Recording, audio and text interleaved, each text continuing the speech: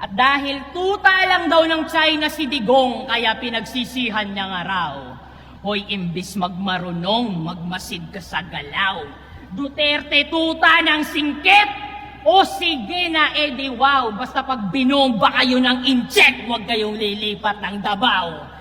Tangina, ganito yung mga kuda ng kuda sa internet no? Pag nagkagera, kanya-kanyang tago yung mga Ikaw na pumuntang China, gamitin mo yung therapy session, tingnan natin kung tatalab yan sa mga missile nila. Gago! Duterte, DDS daw, Davao Death Squad. I don't know.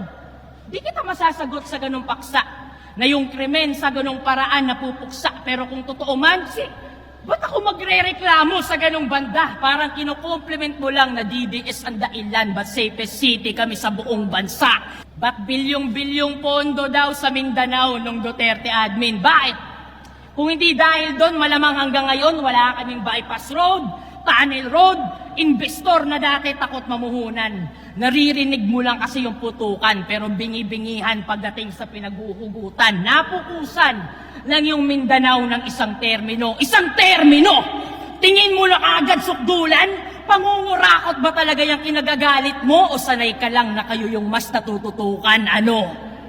Ayaw mong maging balanse yung bansa, pero panay reklamo niya sa akin na bakit yung Mindanao wala masyadong building. Tinuturing na food basket yun sa atin. Preskong prutas, murang bigas, karamihan doon nang gagaling. Sa bakod namin tinatanim, pero nasa mesa nyo yung pagkain. Ano? Dahil lang sa personal ng motibo kung saan na napupunta? Gusto mong punuin ang building yon? Bakit? Handa ka bang magutom ka? Sinabihan mo daw yung mga tropa mo, wag mag-react sa rounds ko? Sige! Gaga, maaaring lamangan mo ko sa ingay, pero sa isip, asa. Lagyan mo man ng silencer, aking matitinding bara, mapipigilan mo lang yung tunog, pero hindi yung bala. Pero kahit anong pangit ng yung bunganga, wala kang narinig na nilait ko yung politiko mo, doon ka sa akin humanga. Kanya-kanya tayo ng pinagdaanan. Ba't kita didiktahan sa kung ano ang tama? Walang nananalo sa gantong debate, pero talo yung walang pangunawa. Tandaan mo yan.